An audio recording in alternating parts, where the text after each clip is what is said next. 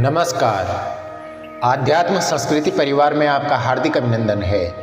पंचम वेद कहे जाने वाले महाभारत ग्रंथ में एक बहुत ही शिक्षाप्रद प्रसंग है, जिसे आज की इस कोरोना महामारी के इस विकट स्थिति में श्रवण कर प्रेरणा लेकर स्वयं प्रयोग कर पुण्य अर्जित कर सकते हैं। महाभारत के अनुसार अश्वमेध यज्ञ चल रहा था। बड़े बड़े ऋषियों और ब्राह्मणों को दान दक्षिणा प्रदान की जा रही थी। कहते हैं कि उस यज्ञ में देवराज इंद्र सहित सभी देवता उपस्थित हुए। स्वयं भगवान श्री कृष्ण तक वहाँ साक्षात उपस्थित थे। दान देने का उपक्रम चल रहा था। अश्वमेध यज्ञ की पूर्णाहुति की पावन वेला थी।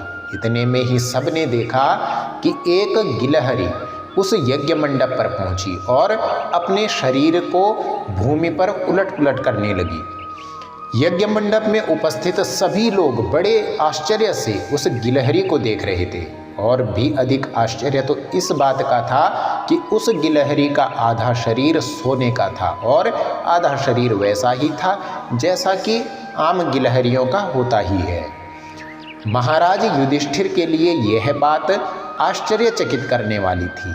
ऐसी गिलहरी उन्होंने अपने जीवन काल में पहले कभी नहीं देखी थी। यह सब आश्चर्य देखकर एक बार तो दान दक्षिणा, मंत्रोच्चार, हवन, देवों के आवाहन पूजन का उपक्रम तक ठहर गया। महाराज युधिष्ठिर जी ने यज्ञ को बीच में ही रोककर गिलहरी को संबोधित करते हुए पूछा कि गिलहरी, मेरे मन में दो शंकाएं हैं। पहली शंका यह है कि तुम्हारा आधा शरीर सोने का कैसे है, और दूसरी शंका यह है कि तुम यहाँ यज्ञ मंडप में आकर अपने शरीर को भूमि पर लोटपोट क्यों कर रही हो। गिलहरी ने युधिष्ठिर जी की ओर देखा और मधुर मुस्कान के साथ कहा, महाराज, आपके दोनों ही प्रश्न बहुत सार्थक हैं। बात यह है कि आपके इसी यज्ञ स्थल से कोई 10 कोस दूर एक गरीब लकड़हारे का परिवार 3 दिन से भूखा था।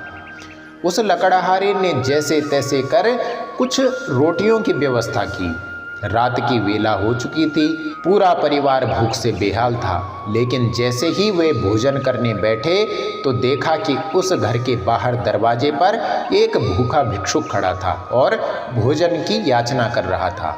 लकड़हारे ने अपनी पत्नी से कहा कि तुम लोग भोजन कर लो और मेरे हिस्से की जो रोटी है वह इस भूखे को दे दो। वह भूखा भिक्षुक रोटी खाने लगा।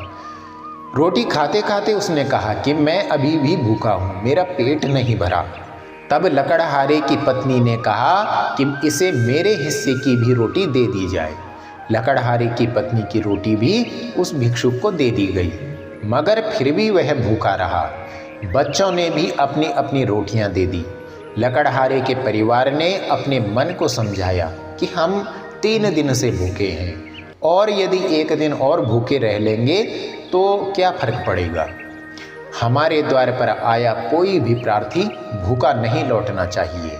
भूखे ने रोटियां खाई, पानी पिया और वहां से चल दिया। गिलहरी ने आगे का वृत्तांत सुनाया।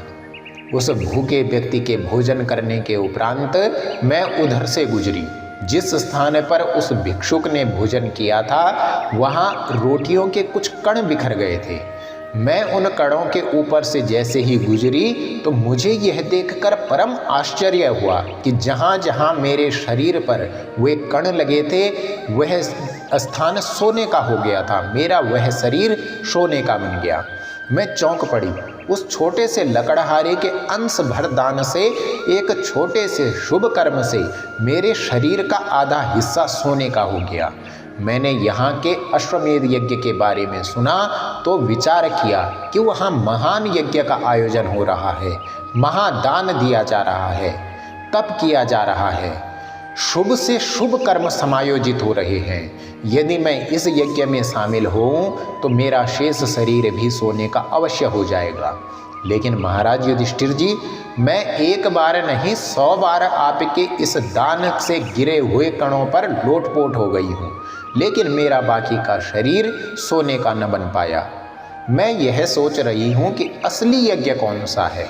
आपका यह अश्वमेध यज्ञ या उस लकड़हारे की आंशिक आहुति वाला वह यज्ञ।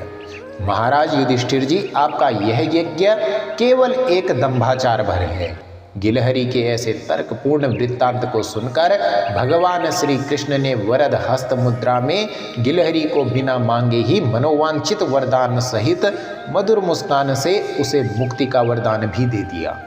जीवन में किसी भी जरूरतमंद की सहायता हो सके तो जीवन का पुण्य समझो, क्योंकि इसके जैसा फल कोई यज्ञ न लाखों खर्च करने से होगा और न ही घी की आहुतियाँ देने से होगा। भूखे प्यासे किसी व्यक्ति या जीव के लिए, किसी पीड़ित, अनाथ और दर्द से कराहते हुए व्यक्ति के लिए अपना तन, मन और धन कोई भी यदि अंश भर भी दे सको, प्रदान कर सको, तो वह आपकी ओर से एक महान यज्ञ होगा, एक महान दान और एक महान तप होगा। इस कोविड महामारी में अपने आस पड़ोस पर दृष्टि बनाए रखें।